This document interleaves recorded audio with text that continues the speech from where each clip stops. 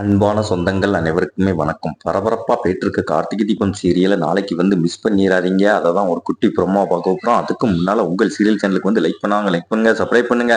அதாவது பாத்தீங்கன்னா, நம்ம ராஜராஜனை பாக்குறதுக்கு நம்ம பாட்டி பரமேஸ்வரி ஹாஸ்பிட்டலுக்கு வராங்க.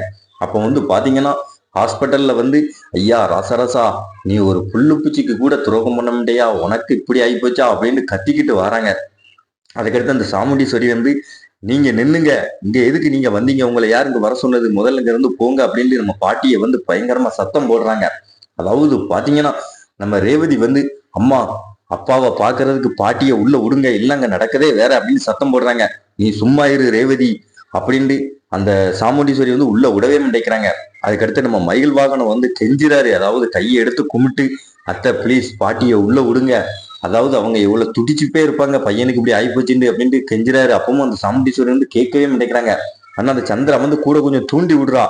அதாவது இந்த கிளவி எல்லாரும் தாங்க இதுக்கெல்லாம் காரணம் அப்படி இப்படின்ட்டு, அதாவது இவளை உள்ள விடாதக்கா அந்த கிளவி அப்படின்னு சொல்லி தூண்டி விடுறா. அதுக்கடுத்து நம்ம ரேவதி பயங்கரமா சத்தம் போட்டு, இப்ப மட்டும் பாட்டி எங்க விடல, இல்லங்க நடக்கதே வேற அப்படின்னு சொல்லி மிரட்டுறாங்க. அதுக்கடுத்து பாத்தீங்கன்னா, நம்ம பாட்டிய உள்ள போய் ராஜராஜனை பாக்குறதுக்கு சம்மதம் சொல்லிட்டாங்க அந்த சாமுண்டீஸ்வரி. அதுக்கடுத்து நம்ம ரேவதி கையை பிடிச்சி பாட்டியை உள்ள கூட்டு போறாங்க. நம்ம ராஜராஜனை பார்த்த உடனே, ஐயா அம்மா வந்திருக்கேன் ஐயா, கண்ணு திறந்து பாரு, என் பிள்ளைக்கு இப்படி ஆகி போச்சே அப்படின்னு பயங்கரமா அழுறாங்க. நம்ம ரேவதி பாட்டிக்கு ஆறுதல் சொல்றாங்க. அப்பாவுக்கு ஒன்றும் ஆவாத பாட்டி, நீங்க தைரியமா இருங்க அப்படின்னு கேட்டு, அதாவது ஒரு தரமான எபிசோட நாளைக்கு மிஸ் பண்ணிடுறாங்க. மறக்காம நம்ம சேனலுக்கு லைக் பண்ணுவாங்க, லைக் பண்ணுங்க, சப்ஸ்கிரைப் பண்ணுங்க.